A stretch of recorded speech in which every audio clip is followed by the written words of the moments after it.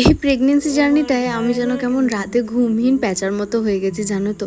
তার মধ্যে আজকে 3:30-র সময় পাওয়ার কাট হয়েছে, এখন 4:45 বাজতে গেল, কিন্তু এখনও কোনো আসার নাম নেই।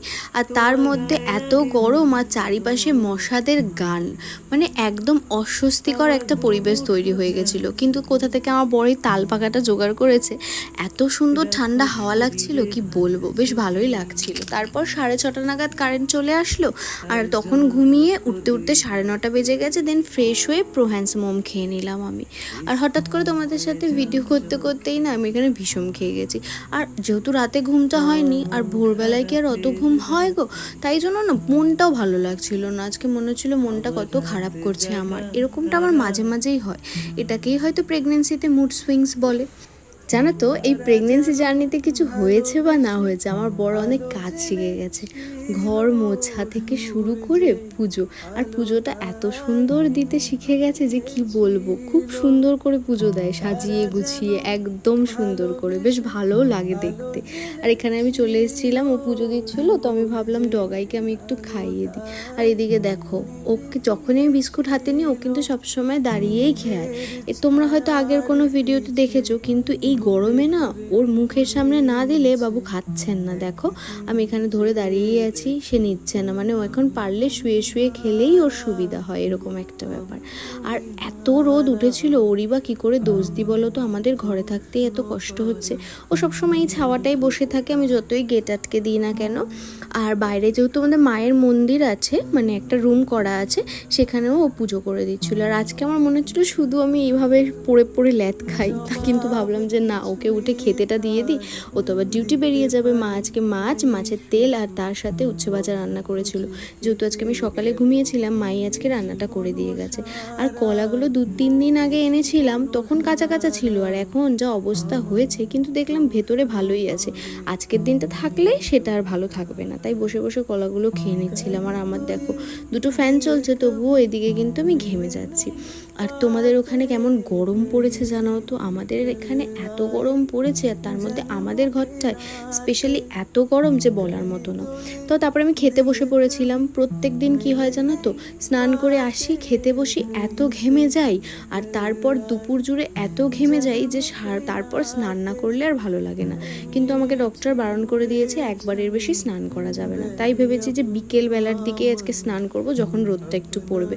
তো আমি খেয়ে এখানে ডগের জন্য মাঝ দিয়ে একটু ভাত মেখে নিয়েছি, কারণ ও তো বসে থাকে আমার আশায়, তাই না? আর তারপর আমি এখানে একটু আম মাখা বানিয়েছিলাম। আচ্ছা, প্রেগনেন্সিতে সবাই শুনেছি টক খেতে ইচ্ছে করে, আমার তো কোনোদিনও এরকমটা হয়নি। আচ্ছা, তোমাদের কি এরকমটা হয়েছে? আমাকে একটু কমেন্ট করে জানিও তো। যখনই কোনো সিনেমা দেখেছি, তখনই সেখানে দেখেছি প্রেগনেন্ট মানেই তার টক খেতে ইচ্ছে করবে, কিন্তু আমার ক্ষেত্রে না ব্যাপারটা পুরোই উল্টো হয়ে গেছে। আমার কখনোই সেরকমটা ইচ্ছে হয়নি। তো বিকেল বিকেল হয়ে গেছে, এখন প্রায় রোদ চলে গেছে, তাই ভাবলাম তাড়াতাড়ি করে আমি বিছানাটাকে একটুখানি ফ্রেশ করে নিই। আসলে কি জানো, বিছানাটায় আজকে সারা দিন শুয়ে শুয়ে ল্যাদ খেয়েছি, তাই বিছানাটা এখন না ঝেড়ে পরিষ্কার করলে আর যেন ভালো লাগছে না। ওটাকেও আমি চটকু পটকু করে দিয়েছি। এখনও রোদ সেরকম একটা যায়নি, হালকা হালকা রোদ এখনও রয়েছে। সব ঘর ঝাড় দিয়ে তারপর আমি চলে এলাম জামা কাপড় গোছাতে।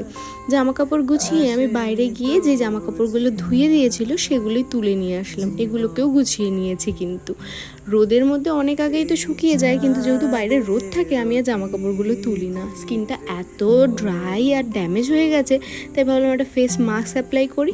দেন চলে গেছিলাম স্নানে, আর স্নান করে এসে একটা সিট মাস্ক অ্যাপ্লাই করে নিয়েছি। এই গরমেও আমার যা ঠোঁট ফাটছে আর স্কিন ড্রাই হচ্ছে, তোমাদেরকে কি বলবো।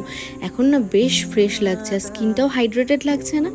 9 মান্থের বেবি শাওয়ারের জন্য তো বাড়ি চলে যাব একদিন বাদেই, তাই আজকে সব কিছু গুছিয়ে নিচ্ছিলাম এখানে, যাতে আমার ওখানে গিয়ে কোনো কিছু খুঁজতে না হয়। আর সব থেকে বড়ো কথা কি জানো তো, এত কিছু বয়ে নিয়ে যাওয়াও তো সম্ভব নয়, তাই কিছু কিছু জুয়েলারি চুজ করে একটা ব্যাগের মধ্যে আলাদা করে রাখছিলাম, যাতে আমার অসুবিধা না হয় আর ওখানে গিয়ে কিছু খুঁজতেও না হয়। তো সেরকমটাই এখানে আমি ভালো করে একটা ব্যাগের মধ্যে সব গুছিয়ে নিয়েছি। গুছিয়ে নিয়ে, আর এই সময় করার তারও একটা কারণ আছে, কালকে দুপুরবেলা সেই ইচ্ছে করবে যাবে না গরমে। আর এখন স্নান করে এসে বেশ ফ্রেশ লাগছে, তাই ফ্যানটা চালিয়ে বসেছিলাম আমার কাজগুলো করতে।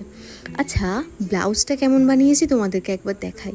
এই যে দেখো, এখানে আমি পাফ স্লিভ করেছি আর ওখানটা নেট দিতে বলেছি, আর ব্যাকটা না এরকম করেছি। আমি কখনো এরকমভাবে ব্যাকলেস পরিনি, জানি না আমাকে পরে কেমন লাগবে, কিন্তু বানিয়েছে খুব সুন্দর। আর তোমরা অনেকেই শাড়ির নামটা জিজ্ঞাসা করেছো, শাড়ির নাম তো বলতে পারবো না, আমি তোমাদেরকে আরও একবার ভালো করে শাড়িটা দেখিয়ে দিচ্ছি। শাড়িটা বটল গ্রিন কালার আর তার মধ্যে লালের মধ্যে ডুয়েল টোন আছে।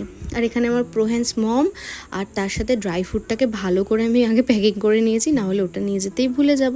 আর এখানে যা যা নিয়ে যেতে হবে একটা চেয়ারে, আর যা যা কাবার্ডে ভরতে হবে একটা চেয়ারে করে দিয়েছি গুছিয়ে। আজকের ব্লগটাই